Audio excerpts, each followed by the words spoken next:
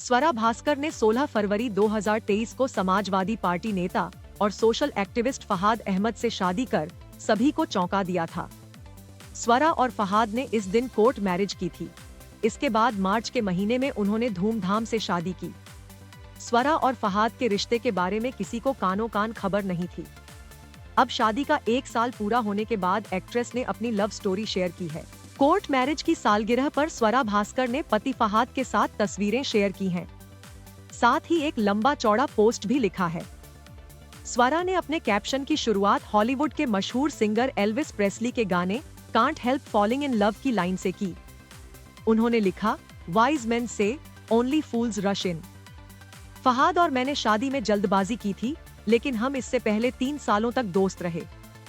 ये वो प्यार था जिसे हम दोनों ने भी पनपते हुए नहीं देखा, शायद इसलिए क्योंकि हमारे बीच बहुत से मतभेद थे। उन्होंने आगे लिखा, हिंदू मुस्लिम इसमें से सबसे ऑब्वियस था।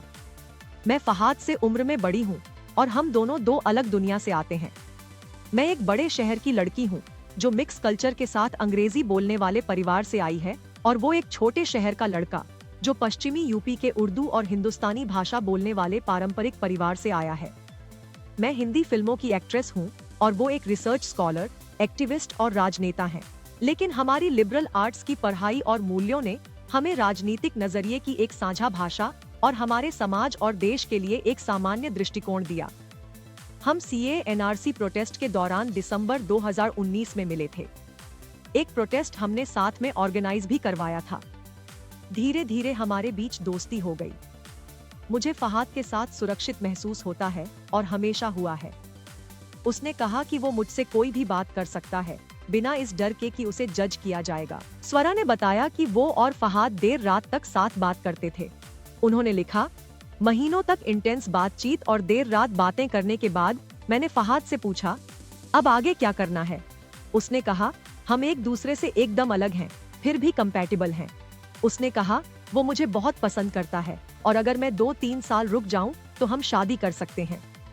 मैं शॉक्ड हो गई थी, लेकिन उसके आत्मविश्वास और ईमानदारी के आगे हार मान गई। स्वरा भास्कर ने आगे बताया कि उनके और फहाद के रिश्ते से दोनों के ही परिवार शौक में थे, लेकिन कपल अपने प्यार के साथ खड़ा रहा। जब दोनों परिवार आपस में मिले, तब उन्होंने कपल की मोहब्बत को अपनाया। स्पेशल मैरिज एक्ट के तहत स्वरा भास्कर ने फहाद अहमद से 1 साल पहले यानी 16 फरवरी को शादी की थी। 1 महीने बाद ही वो प्रेग्नेंट हो गई थीं।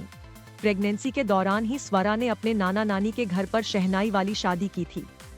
आज स्वरा भास्कर एक बेटी की मां हैं और अपनी शादीशुदा जिंदगी में खुश हैं।